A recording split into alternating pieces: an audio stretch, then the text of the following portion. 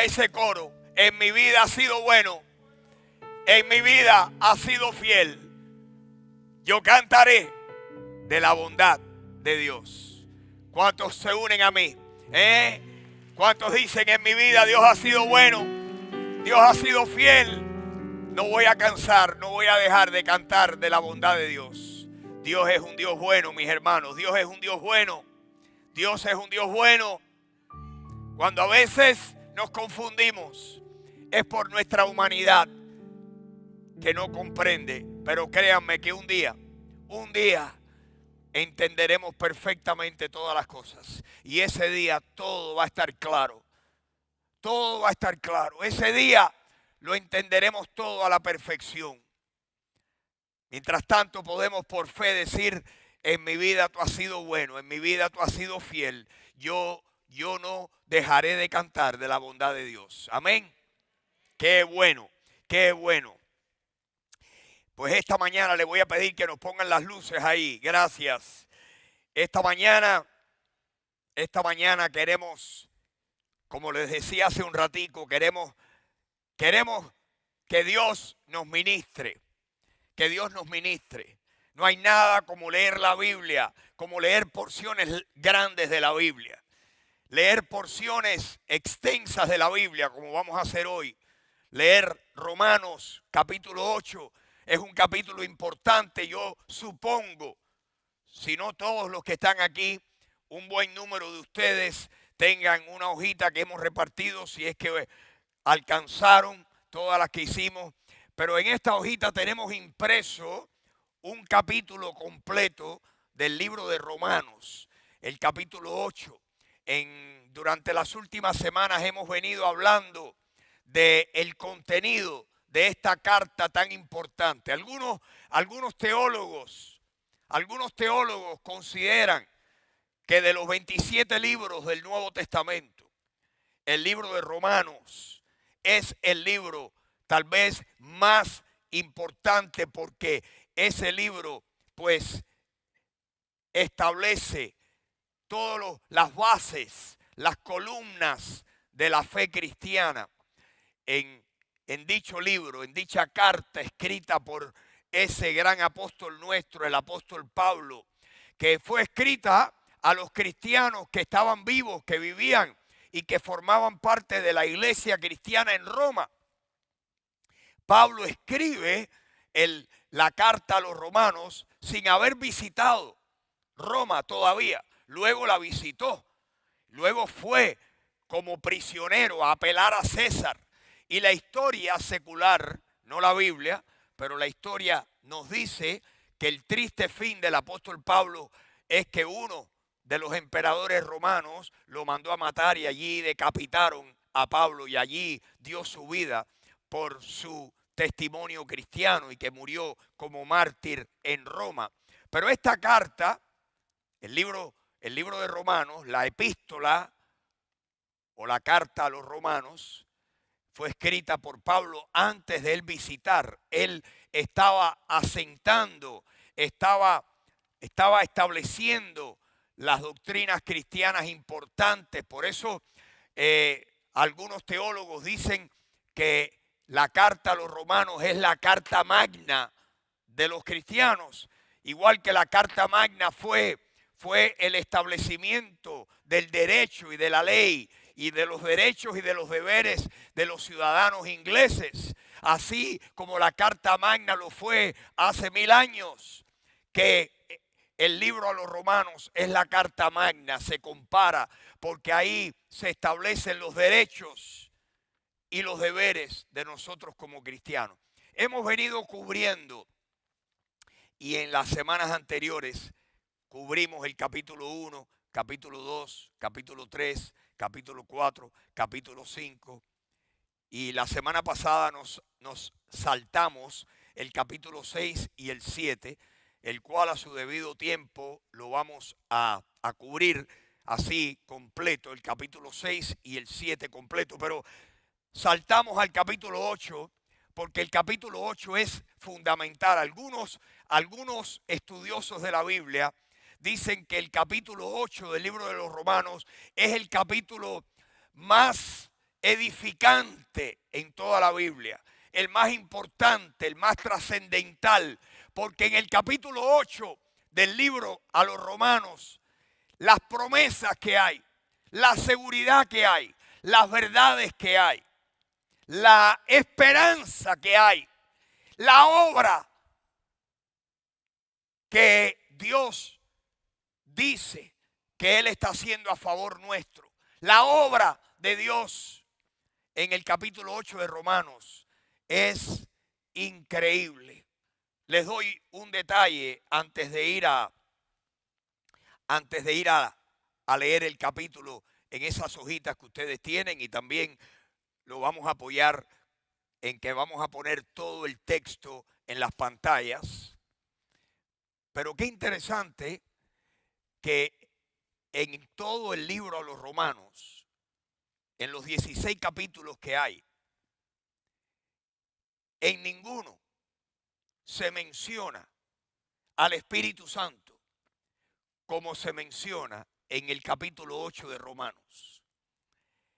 El Señor, inspirando a Pablo, porque Romanos fue inspirado por Dios, escrito por Pablo, pero inspirado por Dios, la inspiración del Espíritu Santo, solamente en el capítulo 8, el Espíritu y su obra a favor tuyo y mío aparece 19 veces. Me parece que el Señor nos está diciendo, aló,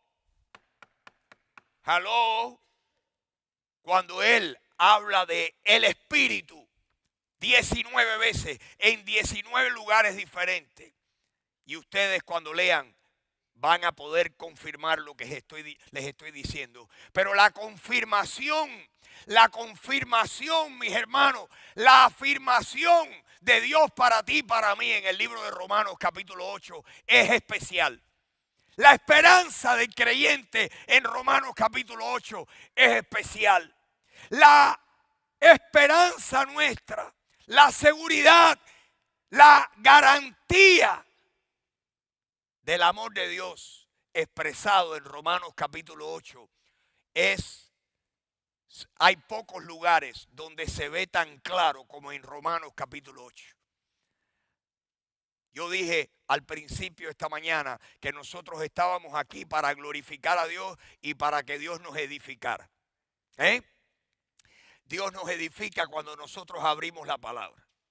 Cuando abrimos la palabra, Dios nos edifica.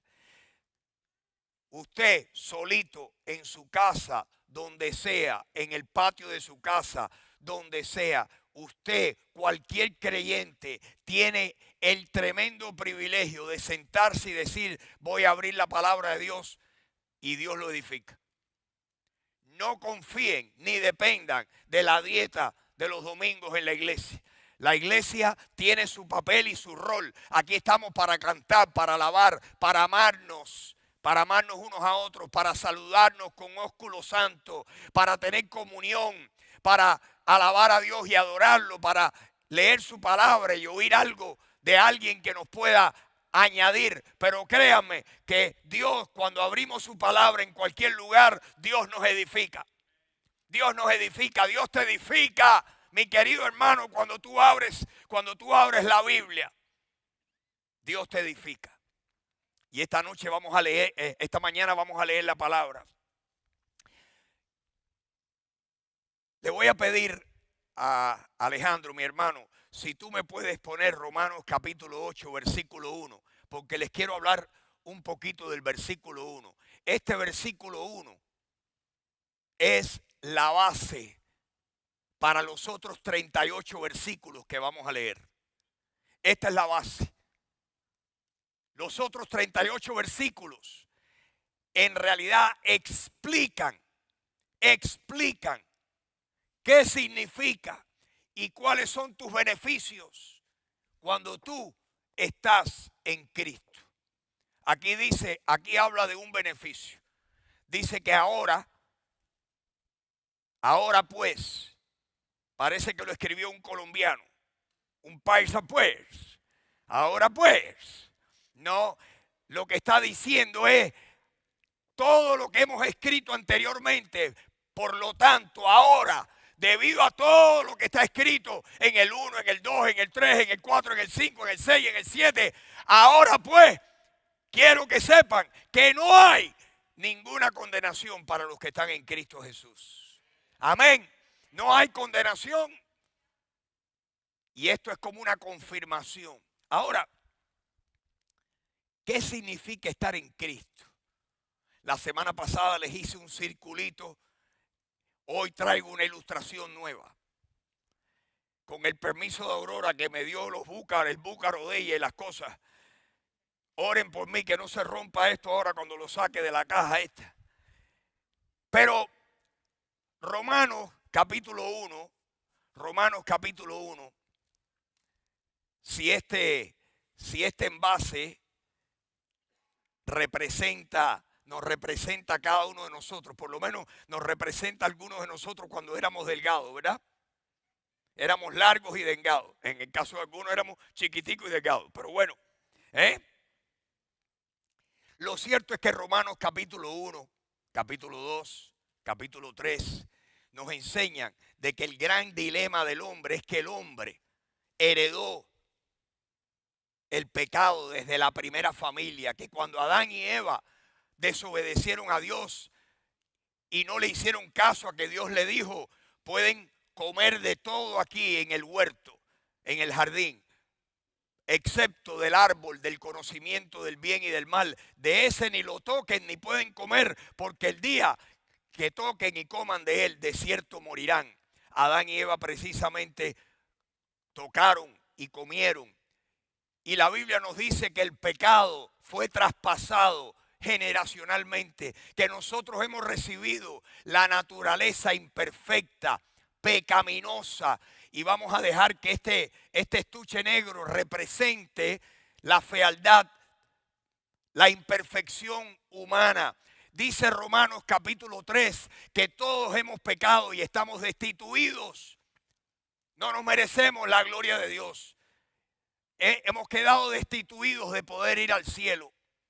Y toda la obra redentora de Dios es tratar de que el hombre se limpie de su pecado y pueda ser perdonado y pueda ser limpiado y pueda ser salvado para que pueda disfrutar de la eternidad al lado de Dios. El que muere en su condición de pecador no perdonado tiene que morir e ir para la eternidad separado de Dios para siempre. Esta vida es la oportunidad para uno decidir aceptar a Jesucristo y acogerse al perdón que Él ofrece y ser lavado, como dice la Biblia, en la sangre de Jesús. Pero estamos así nacimos.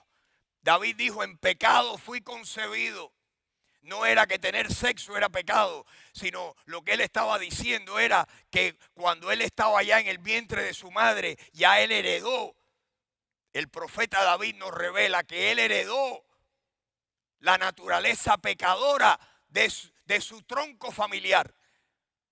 Y todos venimos de dos personas, venimos de Adán y Eva, y nuestro ADN espiritual, moral, es que todos, dice Romanos 3, no hay justo, no hay ni siquiera uno.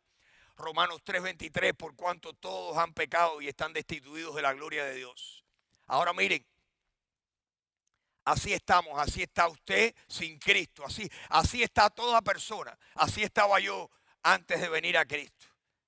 Negro, en pecado, el color simplemente representando la oscuridad de nuestro espíritu, muertos espiritualmente.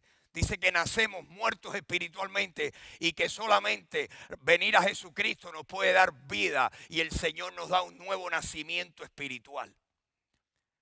Cuando un hombre o una mujer, un niño, no importa la edad, no importa en qué parte del mundo, en el mundo entero hay millones de personas que han venido y que continúan viniendo a Jesucristo para que el Señor los perdone. Por eso aquel compositor cristiano compuso aquel himno que dice, ¿qué me puede dar perdón? Solo de Jesús la sangre y un nuevo corazón. Solo de Jesús la sangre. Precioso es el raudal que limpia todo mal. No hay otro manantial, solo de Jesús la sangre.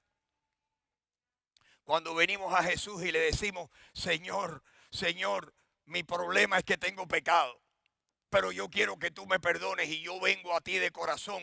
Yo vengo a ti porque tú me has invitado a que yo venga a ti. Jesucristo invitó a todos en Juan capítulo 7, versículos 37, 38 y 39, y dice que les dijo que se paró en un lugar y en voz alta le dijo a todos aquellos que estaban en aquella fiesta, si alguno tiene sed, venga a mí y beba gratuitamente del agua que yo doy, porque el que cree en mí, de su interior correrán ríos de agua viva. Y entonces dice el versículo 39 que esto dijo del Espíritu Santo que habrían de recibir los que creyesen en él. Cuando una persona viene a Jesucristo, viene así. No viene limpio, viene sucio, con pena amarga. Fui a Jesús, mostréle mi dolor, perdido, errante, vi su luz, bendíjome en su amor. En la cruz, yo primero vi la luz y las manchas de mi alma yo lavé. Fue allí por fe donde vi a Jesús y siempre feliz con él seré. Cuando alguien viene a Jesucristo y es lavado en la sangre de Cristo, cuando Jesucristo murió, dice que murió para pagar nuestros pecados, que Jesucristo murió y fue enterrado y dejó pago la condena de nuestros pecados, resucitó para que tú y yo entendiéramos que Dios había quedado satisfecho de que el pago que su Hijo había hecho fue suficiente.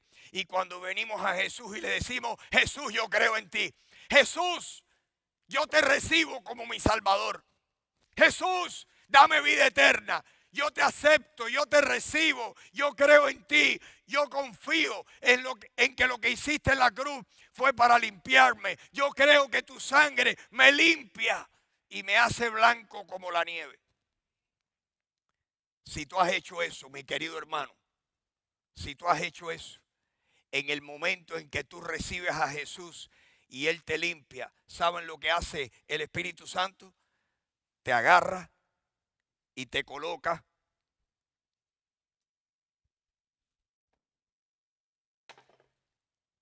y si esta vasija pudiera representar a nuestro Señor Jesucristo, limpio, limpio, cristalino, cuando recibimos al Señor, el Espíritu Santo viene y nos coloca en Cristo. Y ahora los pecadores dice que están ¿dónde? En Cristo. ¿Está todo el mundo en Cristo? No. No todos están en Cristo. En Cristo están los que verdaderamente lo han recibido, los que verdaderamente han creído en Él. Y dice la Biblia que ninguna condenación hay para los que están en Cristo Jesús. ¿Dice eso o no? Dice 2 Corintios, como citamos la semana pasada, de manera que si alguno está en Cristo, nueva creación es. He aquí, las cosas viejas pasaron, todas son hechas nuevas. Espiritualmente tú y yo somos nuevas criaturas en Cristo.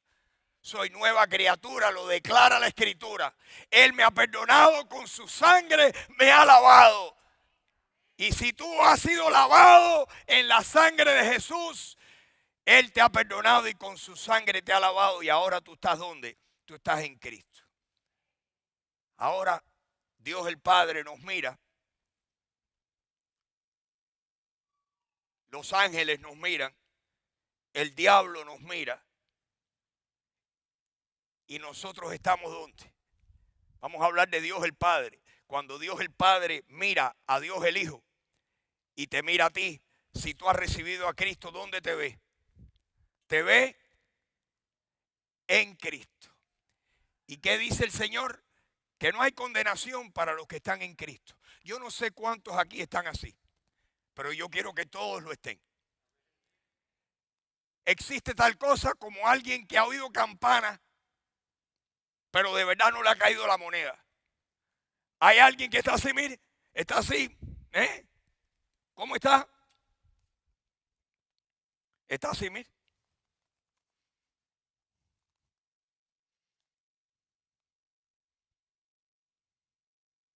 Está por aquí. No, el asunto es de verdad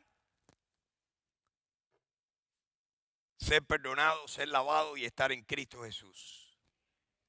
No es profesarlo, existe tal cosa como profesión y no verdaderamente posesión. No es cuestión de profesar, es cuestión de poseer.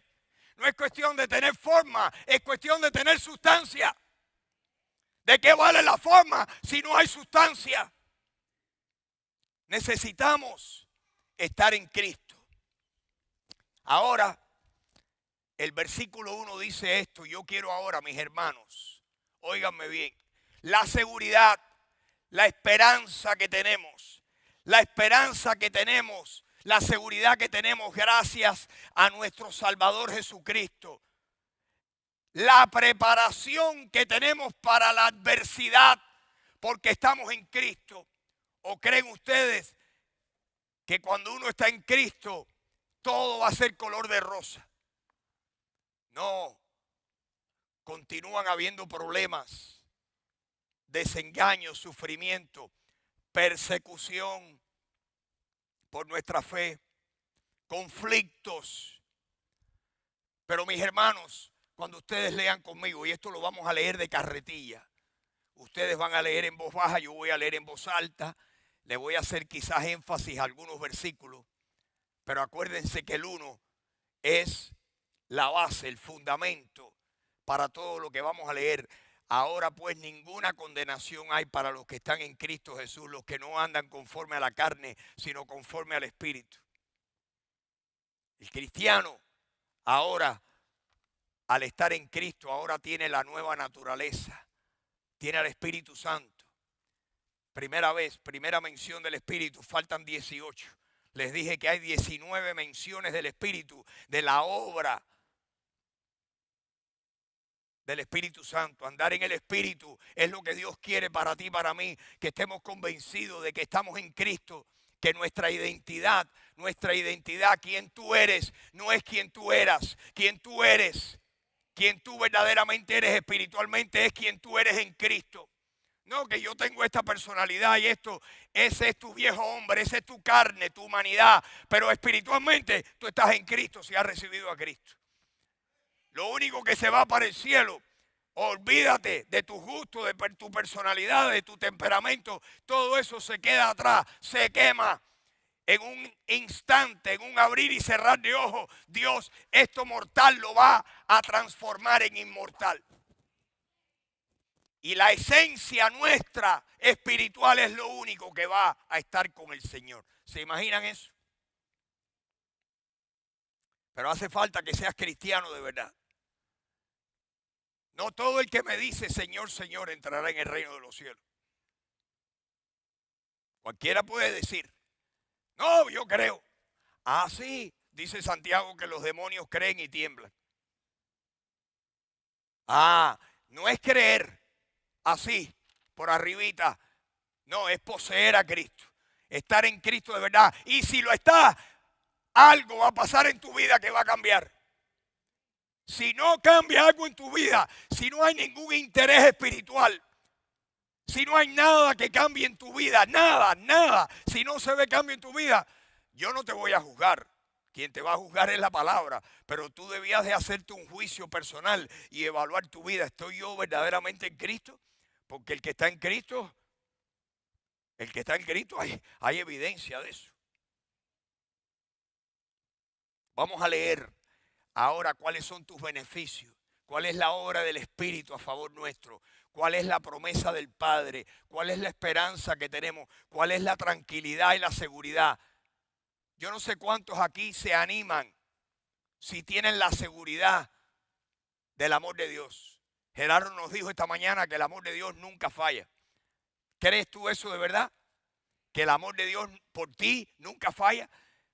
Que tú eres cristiano y tú has recibido al Señor y que Dios ha dejado de amarte en algún momento, o nunca va a dejar de amarte. Con lo que vamos a leer hoy va a quedar eso resuelto, va a quedar eso comprendido de una vez y para siempre. ¿Con qué frecuencia tenemos que leer Romanos 8? Bueno, pues yo lo leí esta madrugada. ¿Saben cuántas veces lo he leído desde que soy cristiano? Que hace nada más que 51 añitos que soy cristiano. ¿Ustedes saben cuántas veces yo he leído Romanos? Y el capítulo 8. Ustedes saben que hay pintores de automóvil que con una pistola de pintura en la mano restauran una pintura. Si usted cree que la pintura de su auto es buena, usted no sabe lo que es las capas de pintura que un pintor, cuántas capas le echa. Le pone primero la base y después le tira laca y le da lija. Y mi amigo Pete Rodríguez me ha hablado y me ha dicho cuántas capas de laca, de brillo, y vuelve otra vez y se seca y vuelve otra vez. Y el espesor de brillo es increíble. Así es el cristiano cuando leemos la palabra vez tras vez, tras vez, tras vez. Es una capa más y un brillo más. Y seca y volvemos y es otro brillo más y es otra capa más. Así la vida del justo es como la luz de la aurora que va en aumento hasta que el día es perfecto. Que podemos crecer en la palabra y mientras más veces leemos la palabra, más amamos a Dios. Como que las cosas empiezan a caer en su lugar. Yo le animo que en esta mañana usted se lea el capítulo conmigo, pero que no sea la última vez. Vamos a leer. Ya dijimos que ninguna condenación hay para los que están en Cristo Jesús, los que no andan conforme a la carne, sino conforme al Espíritu. Por ahí empezamos. Vamos al versículo 2. Porque la ley del Espíritu de vida en Cristo Jesús me ha librado. Piense en el tiempo de los verbos. Los verbos tienen o pasado, o presente, o futuro. Dice aquí, ¿por qué? ¿Por qué es que no hay condenación en Cristo Jesús? Porque la ley del Espíritu de vida me ha librado. ¿De qué? De la ley del pecado y de la muerte. ¿Por qué le hemos llamado a esta serie en las últimas semanas de la ley a la gracia? Porque la ley nos condena, pero la gracia nos salva. Nosotros hemos pasado de ser condenados por la ley a ser salvados por la gracia de Dios. Ay, Freddy, por gracia. Sí, porque por gracia sois salvos por medio de la fe. Y esto no de vosotros, pues es don de Dios, no por obras para que nadie se gloríe. La ley del Espíritu de vida. ¿En dónde? En Cristo Jesús. ¿Qué me ha hecho? Y a ti también, si tú has recibido al Señor. ¿Qué ha hecho por ti y por mí? Me ha librado ¿de cuál ley? Ahora ya yo estoy bajo una nueva ley que se llama la ley del Espíritu de vida. ¿En qué ley estaba antes? En la ley de pecado y de muerte. La ley de Moisés nos condenó, nos mató. Por eso Pablo dijo en Gálatas capítulo 2, yo por la ley soy muerto para la ley a fin de vivir para Dios. Yo por la ley fui muerto para la ley a fin de vivir para Dios. La ley me liquidó, pero ahora estoy vivo en Dios. Amén. La ley del Espíritu de vida me ha librado, pasado, presente o futuro. Me ha librado.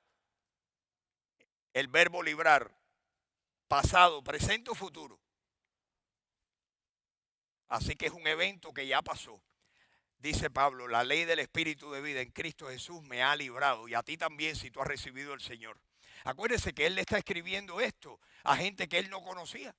A una iglesia que todavía no había visitado. Pero les está dando, les está echando los cimientos, les está echando la sana doctrina. Versículo 3. ¿Por qué? ¿Qué pasó con la ley de vida, del Espíritu de vida y la ley del pecado? Versículo 3. ¿Qué hizo la ley de Moisés? Porque lo que era imposible para la ley, por cuanto era débil por la carne, por la humanidad nuestra, el ser humano no podía cumplir la ley de Dios al pie de la letra. Entonces la ley se hizo débil por la debilidad de nuestra carne. Lo que era imposible para la ley, salvarnos por nuestras obras, lo que era imposible para la ley, por cuanto era débil por nuestra carne. Entonces, ¿qué hizo Dios? Dios envió a su Hijo en semejanza de carne de pecado y a causa del pecado. ¿Y qué hizo cuando envió a su Hijo? Condenó al pecado en la carne, porque Jesús cumplió todas las demandas de la ley y ahora Jesús tiene justicia para podernoslas repartir a cada uno de nosotros los injustos. Jesucristo, Dios nos puede imputar, nos puede poner en la cuenta nuestra la justicia de Jesús, porque Jesús murió y condenó al pecado porque cumplió la ley y sin embargo murió como pecador.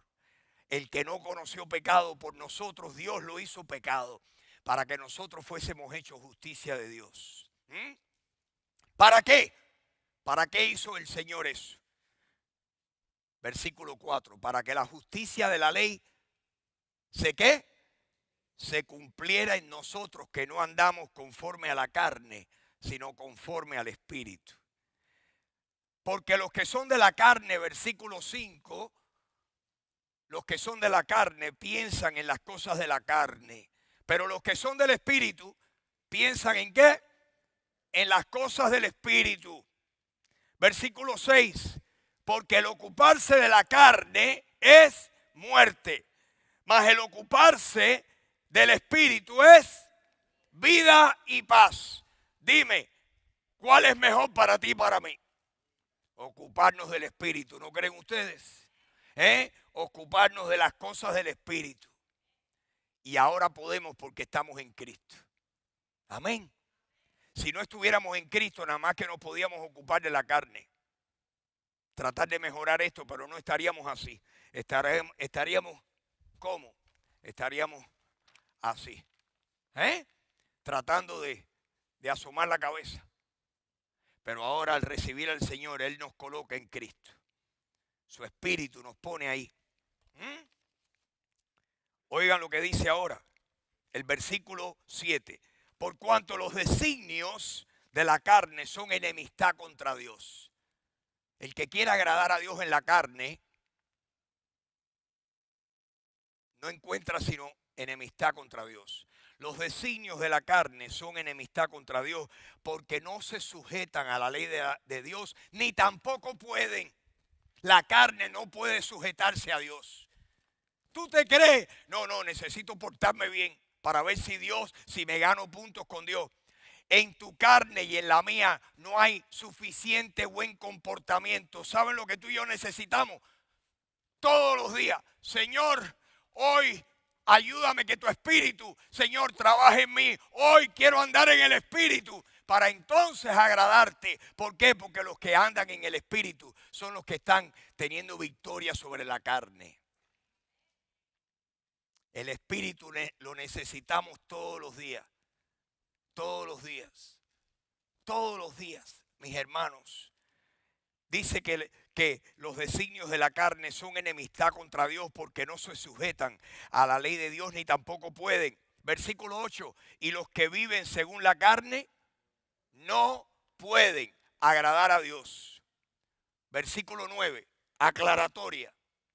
Porque puede que haya un cristiano que diga, ay, y los conflictos que yo tengo con mi carne, las tentaciones que yo tengo, las ganas de resbalar que yo tengo. Y a veces resbalo. Quien único puede tener ese conflicto es un creyente que tiene la naturaleza de Dios viviendo en su espíritu. El que no tiene a Cristo no tiene conflicto. Puede que tenga conflicto con la conciencia, con lo que su mamá le enseñó. Yo estuve hace poco con un hombre que me dijo, mi familia era muy moral y me ponían mucha culpabilidad. Y cuando yo me convertí en un adolescente, cada vez que iba a salir de mi casa, mi mamá me decía, acuérdate que tienes hermanas.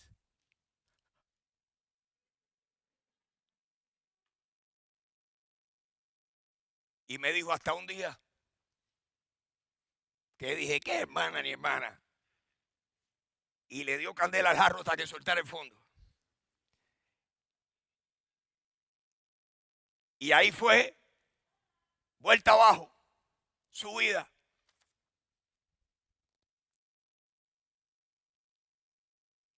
Y no le ha resplandecido todavía la luz de Jesucristo.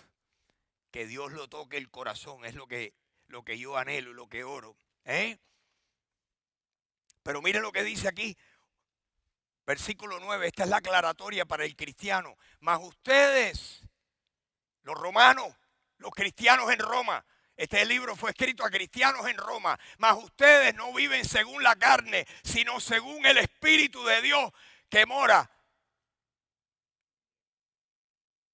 Perdón, mas ustedes no viven según la carne, sino según el Espíritu, si es que el Espíritu de Dios vive en ustedes. En otras palabras, que los que tienen al Espíritu de Dios ya no moran según, no viven según la carne, están viviendo según el Espíritu. Versículo, la última parte, y si alguno no tiene el Espíritu de Cristo, no es de él. En otras palabras, el Espíritu Santo es la señal de que somos propiedad de Dios. Somos propiedad de Dios. Y solamente los cristianos podemos ceder nuestros impulsos y decirle, Señor, ayúdame, yo no puedo, pero tú sí puedes. Y yo, Señor, quiero fortalecerme en ti, quiero fortalecerme en la palabra, quiero fortalecerme en fe, quiero fortalecerme en el Espíritu, quiero fortalecerme en el Señor y en el poder de su fuerza. ¿Y qué dice la Biblia? Que los que se fortalecen así, todo lo pueden en Cristo que los fortalece. Amén. Claro que sí, claro que sí. Claro que sí. Pero el versículo 10 es especial. Dice, pero si Cristo está en ustedes. Así que aquí éramos nosotros en Cristo. Pero también es que cuando nosotros somos lavados por el Señor, ¿cómo estamos? Estamos así, mire. Cristo está en nosotros. Así estamos. Ay, si le rompo el búcaro a Aurora. Oren por mí. Mas si el Espíritu está en ustedes, miren lo que dice el versículo 10. Pero si Cristo está en ustedes, el cuerpo a la verdad está ¿cómo? Está muerto a causa del pecado. Pero el Espíritu nuestro vive. ¿A causa de qué? De que estamos cubiertos con la justicia de Jesucristo. Estamos cubiertos por la justicia de Jesucristo. ¿Ah?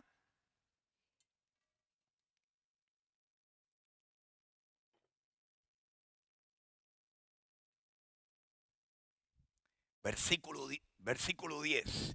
Pero si Cristo está en ustedes, el cuerpo en verdad está muerto a causa del pecado, mas el Espíritu vive a causa de la justicia. Versículo 11. Futuro. Futuro. Lo mejor está por venir si tú eres cristiano.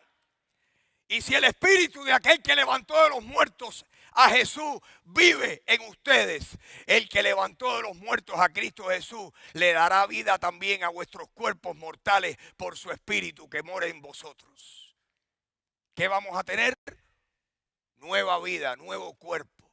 Este cuerpo va a quedar deshecho. La carne y la sangre no pueden heredar el reino de Dios. Por eso el Señor, lo que se va a llevar con Él en la resurrección, va a ser un cuerpo glorificado y le va a dar vida a nuestro cuerpo mortal. Va a volver a unir nuestros espíritus con cuerpos glorificados, con cuerpos transformados. Y lo mortal se va a convertir en inmortal. Y lo corruptible se va a revestir de incorrupción. Eso es lo que está diciendo ese versículo. Versículo 12. Por lo tanto, hermanos. Esto está escrito a hermanos. Somos deudores. No a la carne, para que vivamos conforme a la carne. Porque si vivimos conforme a la carne, moriremos. Pero si por el Espíritu, hermanos, hacemos morir las obras de la carne, viviremos. ¿Por qué? Porque todos los que somos guiados por el Espíritu de Dios, estos, ¿qué son? Hijos de Dios. Pues no habéis recibido el espíritu de esclavitud para estar otra vez en temor, sino que ustedes han recibido el espíritu ¿de qué? De adopción, por el cual podemos decir, tú eres mi papá adoptado, tú eres mi papá, tú me adoptaste a mí, yo soy un hijo que tú escogiste, me adoptaste. Tu hijo Jesús es hijo natural, yo soy un hijo adoptado y tú también si has recibido a Cristo. Y ahora los hijos adoptados, ¿qué le dicen a su papá y a su mamá? Papá, tú eres mi papá y tú eres mi mamá, tú me escogiste a mí. Amén. Pregúntenle a los hermanitos que están aquí que tienen niños adoptados, que le dicen a sus hijos, mi amor, yo soy tu papá, yo soy tu mamá. Y son adoptados. Versículo 16. El Espíritu mismo le da testimonio a nuestro espíritu de que somos hijos de Dios. ¿Quién le debe dar testimonio a tu espíritu? ¿Yo? Oh, condenado. ¿Yo? Si yo tengo mis propios problemas. El único que le puede dar testimonio a tu espíritu si tú eres de verdad hijo de Dios o no es el Espíritu Santo. Pregúntale a él. Todos, el Espíritu es el que le da testimonio a nuestro espíritu de que somos hijos de Dios. Pero si somos hijos, versículo 17, ¿qué es lo que somos? Si somos hijos, somos también ¿qué? Herederos. Herederos de Dios y coherederos con Cristo. Y aquí el apóstol le tira un timonazo. Miren lo que le dice a los romanos. Nosotros si somos hijos somos herederos de Dios. Y somos herederos de Dios y coherederos con Cristo. Si es que padecemos juntamente con Él, para que juntamente con Él seamos glorificados. Ahora lo que viene. Los cristianos han padecido y continúan padeciendo. Los cristianos padecemos persecución, padecemos problemas, padecemos ataques del diablo, tentaciones, padecemos de seres queridos, desengaños de nuestra familia, nuestras propias aflicciones, nuestros propios, ¿verdad? Nuestros propios desencantos con nosotros mismos. Padecemos, tenemos problemas en esta vida. Esta vida está llena de problemas, mis hermanos. Nos enfermamos. Tenemos problemas, tenemos aflicciones. Sin embargo, frente a lo que somos en Cristo, ¿qué podemos decir de nuestros problemas? Miren lo que dice el 18. Dice Pablo, que era experto en sufrimientos. Yo tengo por cierto, estoy seguro, que las aflicciones del tiempo presente no son comparables con las glorias venideras que en nosotros ha de manifestarse. En otras palabras, el futuro, tu futuro, si eres cristiano, es tan brillante como las promesas de Dios. Para el creyente lo mejor está por venir, no importa lo que está pasando ahora. En este mundo tendremos aflicción, pero Jesucristo dijo, anímense que yo he vencido al mundo. Y lo que viene después es muchísimo mejor. Muchísimo mejor. Dice aquí, que las aflicciones del tiempo presente no se pueden comparar con la gloria venidera que en nosotros se ha de manifestar. Versículo 19, la creación está anhelando, el anhelo ardiente de la creación es el que se manifiesten los hijos de Dios. La creación, Dios que conoce lo que es invisible para el ojo humano, la creación está anhelando, este mundo está anhelando, los volcanes están anhelando, los terremotos están anhelando, los ciclones están anhelando, la creación está anhelando quien le levante la maldición que tiene. Y es el día que los hijos de Dios regresen con el Señor y el Señor va a quitar la maldición del planeta Tierra. Amén. Lo mejor está por venir. Todo eso va a desaparecer. El Señor El desorden lo va a ordenar. El caos, el Señor lo va a arreglar. Y la creación va a disfrutar del reino de Dios. Amén. Por eso la creación está anhelando. Apláudele al Señor. Gloria a Dios. Ese aplauso no es para mí, es para el Señor. Gloria a Dios, que esto es lo que nos está prometido, mis hermanos. La creación, tal y como Dios dijo, la tierra será maldita por causa tuya, Adán y Eva. La tierra será maldita por tu causa. Y mis hermanos, hemos visto la tierra maldita por causa del pecado. ¿No es así o no? Todo lo malo que pasa en el mundo es el producto del pecado. Dice que la creación ha sido sujetada a vanidad, no por su propia voluntad, sino por causa del que la sujetó en esperanza.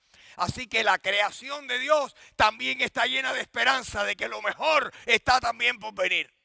¿Qué les parece? Lo mejor está por venir. Porque también, versículo 21, la creación misma será libertada de la esclavitud, de corrupción, y será trasladada a la libertad gloriosa de los hijos de Dios. Porque sabemos que toda la creación gime a una, gime y está con dolores de parto hasta ahora. Y no solo ella, ¿quién más? También nosotros mismos, que tenemos las primicias del Espíritu, también estamos gimiendo. ¿Por qué gemimos? Porque nosotros gemimos, porque estamos esperando ¿qué cosa? La adopción completa, la redención de nuestro cuerpo, cuando esto mortal se vista de inmortalidad, cuando nosotros seamos semejantes a Jesús. Eso es lo que va a pasar si tú eres cristiano. El Señor un día, en un instante, si moriste, pues ya estás en la presencia del Señor y el Señor va a unir un cuerpo glorificado con tu espíritu. Pero si te toca estar vivo cuando el Señor toque la última trompeta y los muertos en Cristo resuciten, luego nosotros los que vivimos, los que hayamos quedado, seremos arrebatados juntamente con ellos en un abrir, en un instante, en un abrir y cerrar de ojos, seremos transformados y estaremos en la presencia de Dios. Y ahí nuestra esperanza queda completamente satisfecha. Completamente satisfecho.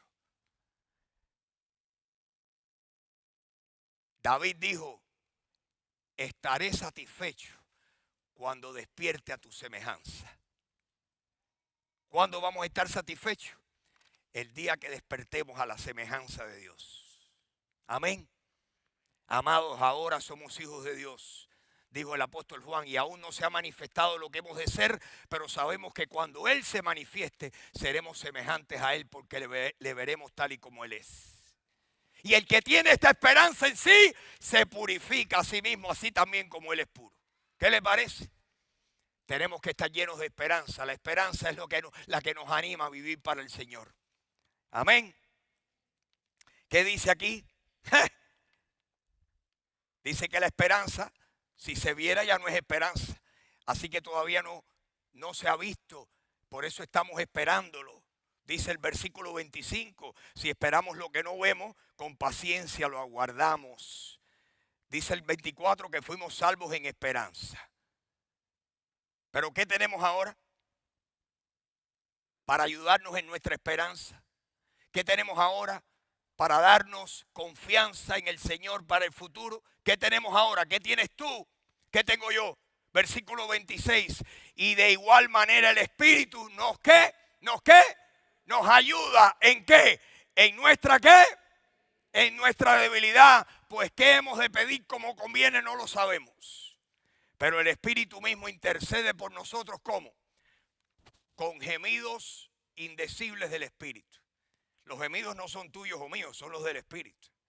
Dice que está intercediendo.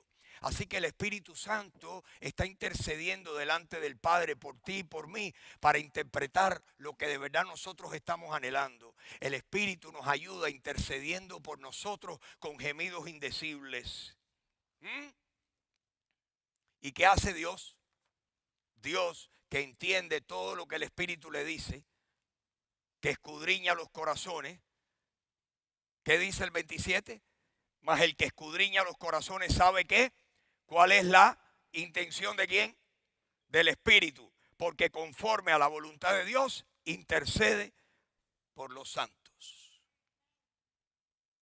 El Espíritu siempre cumple la voluntad perfecta de Dios. Dios siempre le concede al Espíritu lo que el Espíritu le pide al Padre para ayuda nuestra. Amén. Y ahora, mis hermanos, llegamos al versículo más hermoso del capítulo 8. Bueno, hay varios. Están compitiendo varios. Miren lo que dice. A la luz de todo lo dicho. ¿Qué cosa puede saber usted y qué puedo saber yo? Sabemos. ¿Qué cosa? Sabemos. A ver, repítalo conmigo. Lo sé. Lo sé, que lo sé porque lo sé y lo sé. Sabemos que a los que aman a Dios, todas las cosas les ayudan a bien. ¿Cuántas cosas? Todas las cosas les ayudan a bien. ¿Por qué? ¿Por qué? Porque conforme al propósito de Dios han sido llamados. Los que aman a Dios, todas las cosas le van a obrar para bien. ¿Por qué? Porque han sido llamados conforme al propósito de Dios. Mis hermanos, hay una tremenda tirantez en la Biblia. Dios que conoce las cosas, Dios que conoce si vamos a creer o no, la presencia de Dios y el llamado de Dios. ¿Cómo es que las dos cosas operan? Para mí es un misterio, pero que las dos operan. Dice que somos elegidos según la presencia de Dios. Somos elegidos según la presciencia o el conocimiento anticipado de Dios. Dios sabe quién va a creer y Dios hace un tremendo plan con los que van a creer. Dice que somos llamados conforme a quién, al propósito de Dios. Cuando tú viniste a Cristo no viniste por casualidad, Dios lo sabía. Y Dios tiene tremendo plan para tu vida y para la mía. Dios tiene un maravilloso plan para nuestras vidas. Dice que conforme a su propósito hemos sido llamados. Amén. Eres un llamado. No lo digo yo. Explícamelo, Freddy. No sé, viejo, si estoy enredado yo con lo mismo. Igual que no te puedo explicar la Trinidad. Igual que no te puedo explicar la unión hipostática de Jesucristo. Igual que no te puedo explicar lo que es ser carne, alma y espíritu. No, te doy 20 explicaciones, pero me quedo en las mismas. Hay misterios que un día los vamos a conocer. Misterios. Yo no parto pelos teológicos ni me peleo con nadie. Hay algunos que quieren imponerle su manera de mirarlo y yo tengo que decir, óyeme, yo te tengo que respetar, pero lo que me estás diciendo ni lo puedo negar, pero tampoco lo puedo afirmar. Así que déjame tranquilo por tu madre. Vete a pelear con otro. A los cristianos les encanta pelear con sus hermanos. Les gusta pelear acerca del Espíritu Santo. ¡No! Yo no tengo a Dios metido en una caja, el Espíritu hace lo que le da la gana. Lo entiendo yo todo, no, entiendo muy poquito. Y tú también, para que lo sepas. No me trates de explicar porque yo por dentro te voy a ser muy amable, pero voy a decir, este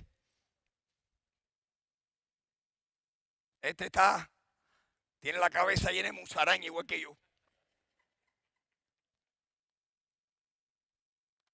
Pero oigan esto, lo que viene ahora por su madre. Prepárense, pónganse el cinturón de seguridad. A los que aman a Dios todas las cosas les obran a bien. Esto es a los que conforme a su propósito son llamados. Óigame, aquí el apóstol Pablo le mete el pie en el acelerador y miren cómo termina este capítulo. Porque a los que antes conoció, también los predestinó para que fuesen hechos conformes a la imagen de su Hijo, para que Él, Jesucristo, sea el primogénito entre muchos hermanos. Y a los que predestinó, a estos también, ¿qué? Llamó. Y a los que llamó, a estos también justificó. Y a los que justificó, a estos también glorificó. ¿Qué pues diremos a esto? Que si Dios está a favor nuestro, ¿quién rayo está en contra nuestra? ¡Wow! ¡Wow! ¿Qué clase de Dios tenemos? Lo que significa, mis hermanos, estar en Cristo. qué tranquilidad, qué afirmación, qué confianza, qué seguridad.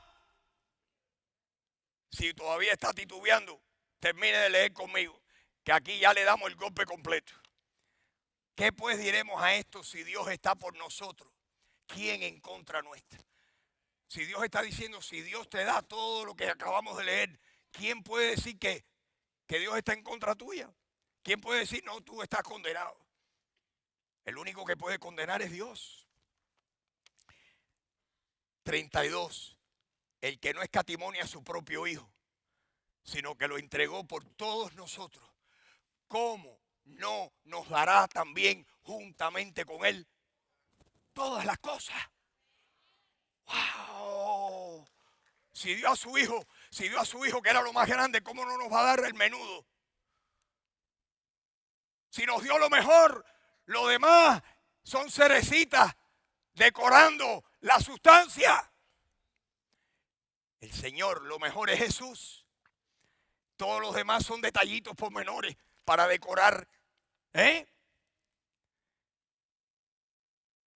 Versículo 33. ¿Quién rayo? ¿Quién demonio? Como dirían en Puerto Rico, ¿quién infierno acusará a los escogidos de Dios si Dios es el que justifica? El único que puede acusar a los escogidos de Dios sería Dios, y no los condena. Dice que son sus escogidos. Aquí lo que está preguntándole el apóstol a los romanos, ¿quién te puede acusar si Dios, que es el que sí te puede acusar, no te acusa? Es lo que dice este pasaje. ¿Quién acusará a los escogidos de Dios si Dios es el que justifica? Al diablo le encanta acusarnos aquí adentro. Tú, cristiano con esas tentaciones. No, hombre, no, tú no eres cristiano, no, tú eres un farsante. Aquí adentro. Vírate y dile, Satanás, que el Señor te reprenda. A mí tú no me puedes acusar. El único que me puede acusar es Dios, no tú. Es lo que está diciendo aquí. Versículo 34. ¿Quién puede condenar, caballero? ¿Quién es el que condenará? ¿Alguien puede condenar? Si Cristo es el que murió, más aún, el que resucitó, el que también está a la diestra de Dios, ¿haciendo qué? Así que el Espíritu intercede y el Hijo intercede. Ante el Padre está el Padre y el Hijo intercede por nosotros y le dice al Padre, Padre, ese es mío, ese me lo diste tú, ese vino a mí, ese lo lavé yo con mi sangre, ese está en mí. El Hijo nos intercede por nosotros. ¿Y qué hace el Espíritu? Intercede por nosotros. Díganme, tremenda ayudita tenemos, ¿no creen ustedes? Tenemos nada menos que a Dios el Hijo y a Dios el Espíritu Santo ayudándonos. ¡Gloria a Dios! ¡Gloria a Dios! Y ahora viene la parte buena. ¿Quién nos separará del amor de Cristo? ¿Quién? ¿Tribulación? ¿Sí o no? Con todo lo que hemos leído. ¿Angustia? ¿Enfermedades? ¿Persecución? Que si viniera y si viene, como ha llegado a muchos cristianos en Afganistán ahora, como ha llegado en el Medio Oriente, como ha llegado en muchas partes del mundo, como ha llegado en China. ¿O ustedes creen que si tú y yo sufrimos por nuestra fe, seríamos los primeros y seríamos algo demasiado especial? Nuestros hermanos han venido sufriendo por la fe desde el primer siglo. Pablo sufrió por su fe. Y aquí lo que nos está diciendo es que si llega persecución, si llegan problemas, si llega tribulación, ¿eso quiere decir que Jesucristo no te ama? ¿Quién nos podrá separar del amor de Cristo? Pregunta, y entonces continúan las preguntas. ¿Tribulación? ¿Angustia? ¿Persecución? ¿Hambre? ¡Ay, me quedé sin trabajo! Estoy pasando hambre. El Señor todavía me ama y te ama. ¿Desnudez? peligro, espada. Como está escrito, por causa de ti somos muertos todo el tiempo. Somos contados como ovejas de matadero. No, no, no. Versículo 37. Antes, en todas estas cosas, somos más que vencedores por medio de aquel que nos amó. ¿Qué somos? Más que vencedores. ¿Qué eres tú? Más que vencedor. Somos vencedores. Somos vencedores por medio de aquel que nos amó. Versículo 38. Por lo cual, dicho esto, voy a concluir aquí, dice Pablo. En los versículos 38 y 39 voy a concluir, le voy a cerrar con broche de oro. Por lo cual, estoy seguro. ¿Cuántos están seguros? ¿Cuántos están seguros? No me vengan llorando. Estoy seguro de que ni la muerte, ni la vida, ni ángeles, los buenos, ni principados, que son los malos, ni potestades, ni lo presente, ni lo porvenir, ni lo alto, ni lo profundo, ni ninguna otra cosa creada nos podrá separar del amor de Dios, que es en Cristo Jesús, Señor nuestro. Gloria a Dios. Nada,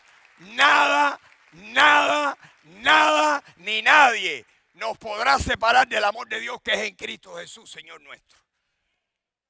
En otras palabras, Dios a sus escogidos no deja de amarlos.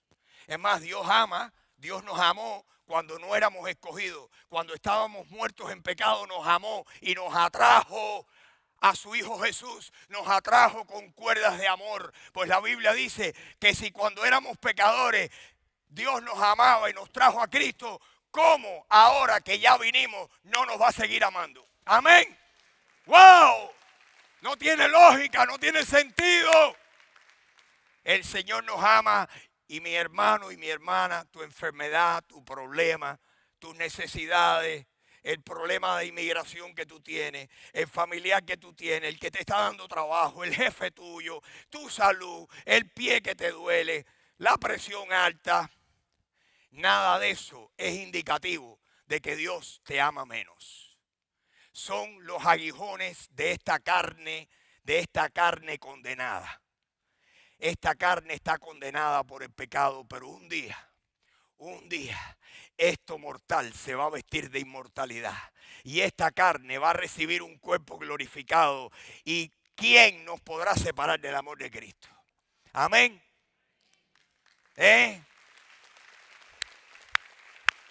Señor, esta mañana te damos gracias, Señor. Nuestro corazón se llena de gratitud. ¿Cómo? Agradeceré todas las cosas que tú has hecho por mí. ¿Quién puede decir eso conmigo? Cosas inmerecidas que hiciste para mostrar tu amor por mí. Las voces de 1,000,000 de ángeles no expresarán mi gratitud.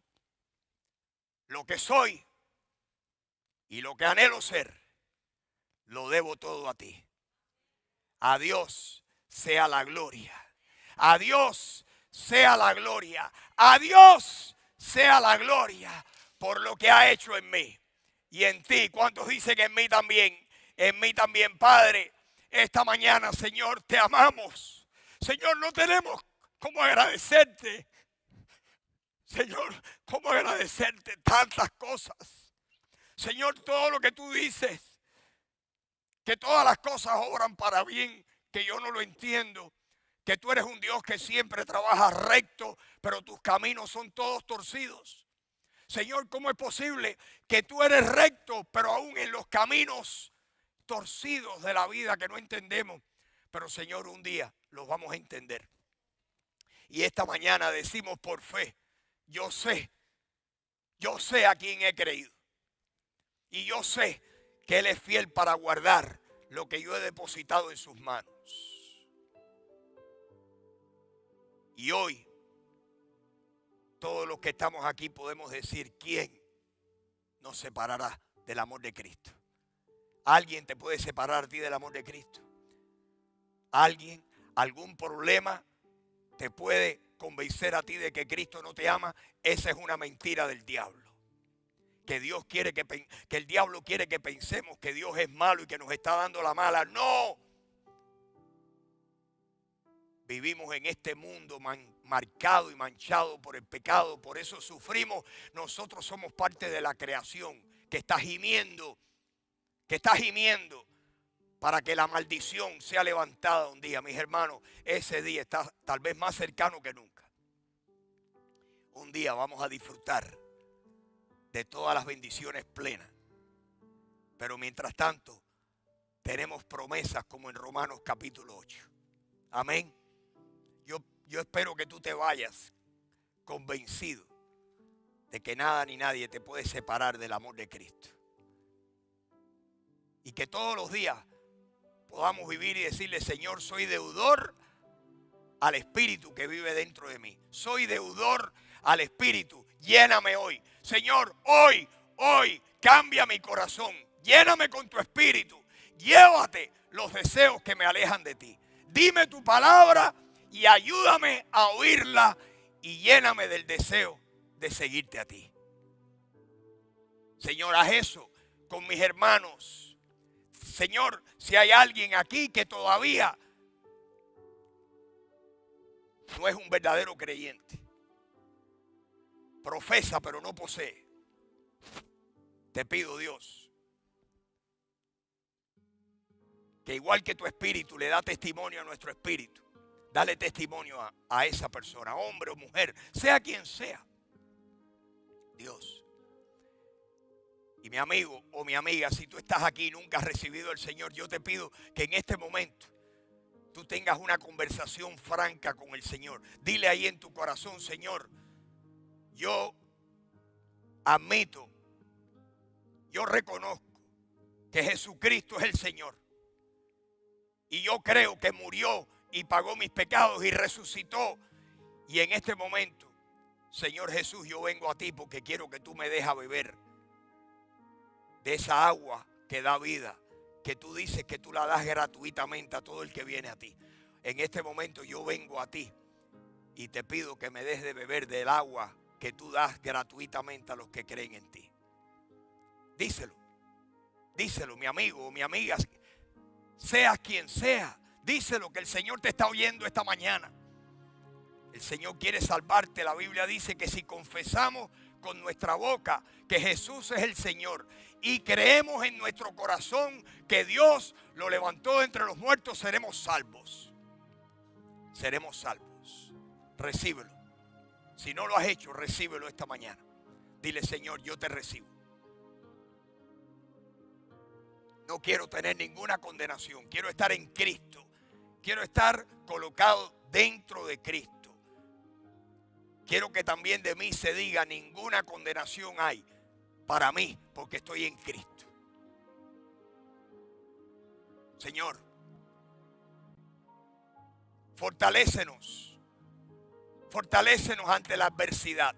Señor, ¿cuántas veces la adversidad es lo que tú nos mandas como la universidad?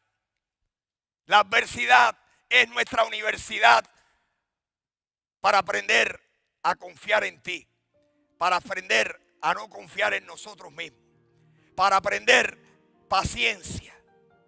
Señor, ¿cuántas veces la adversidad es nuestra universidad? Pues enséñanos, Señor. Te lo pedimos con temor y temblor. Ayúdanos a estar contentos, gozosos, agradecidos siempre en ti. Porque todo lo que hemos leído hoy es verdad. Danos entendimiento para que lo que no entendimos de todo lo que leímos lo podamos entender mejor. Te lo pedimos. Señor, te pedimos tu mano, primero tu mano salvadora. Que en esta congregación no haya ningún profesante, que todos sean poseedores de la vida eterna que hay en Cristo Jesús. Te pedimos eso, yo te lo pido. Segundo, te pido, Dios, que todos estemos en esa página de decir, de donde estoy, a donde puedo o quiero estar, deseo que Dios me lleve de la mano a crecer, a aprender, a confiar en Él, a regocijarme en Él. Que Dios ponga su mano transformadora en todos nosotros. Que Dios ponga también su mano sanadora. Que Dios conteste nuestras peticiones. Creemos que cuando pedimos por sanidad, creemos que Dios salva y que Dios sana. Pero tenemos también, mis hermanos, que confiar en Dios. Por nosotros y por nuestros seres queridos, queremos la mano sanadora de Dios que pase por encima nuestro. Que el Señor nos sane. Queremos que la esperanza del Señor, que la consolación del Señor, que la afirmación del Señor fortalezcan nuestros corazones. Señor, que tú nos fortalezcas a todos los que estamos aquí.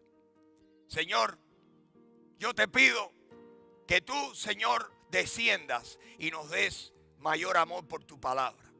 Señor, amar tu palabra es amarte a ti. Mientras más amamos la palabra, más amamos al Dios de la palabra.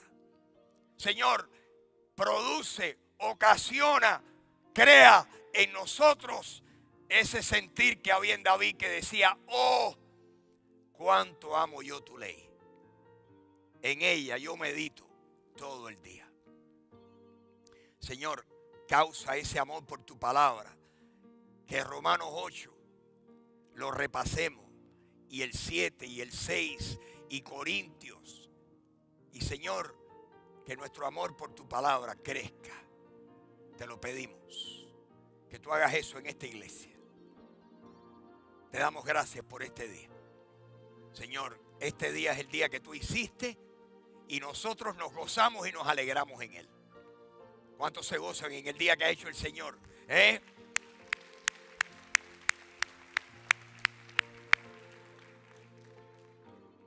Que el Señor nos bendiga. Que el Señor los bendiga y los guarde. Mis hermanos, que el Señor haga resplandecer su rostro sobre ustedes, sobre vuestra familia. Y que el Señor haga 1000 veces más de lo que hasta ahora ha hecho. Lo creemos, lo pedimos, lo anhelamos. En el nombre de nuestro Señor Jesucristo. Amén, amén y amén. Dele un aplauso al Señor. Un aplauso al Señor.